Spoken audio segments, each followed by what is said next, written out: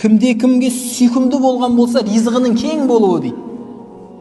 Кімде-кім ұнатқан болса, ризығының кең болуын, وَيُنْسُ أَلَهُ فِي أَثَرِهِ, және өмірінің ұзақ болуын қаласа, қараңыз, кім өмірінің ұзақ болуын қаламайды, кім ризығының кең, көп болуын қаламайды, ал керек болса, онда нәрсені істесін дейді.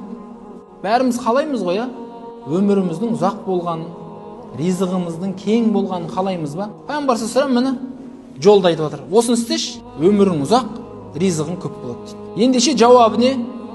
Фәл-ясил. Қарсаңшы, фә деген әріп бірден деген сөз.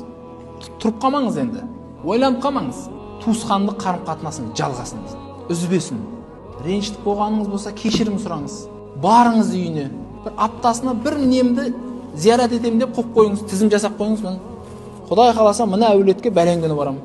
Ана әулетке бәлен күні барамыз. Нағашылар жаққа мына күні барамыз. Қайын жұртқа мына күні барамыз.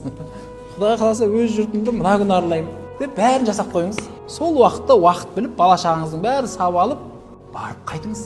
Аман есенсіздер ме, қалайсыз? Арын ала айтпай-ақ барасаңыз, оларды шығынға түсірмес үшін. Ой, ертерақ айтып қоймай, ет асатын ек қой дейді енді. Ой, рахмет деп қоясыз. Халдарыңыз бір біліп кетейін деп, тапан анымен бір шай ішіп қайтасыз.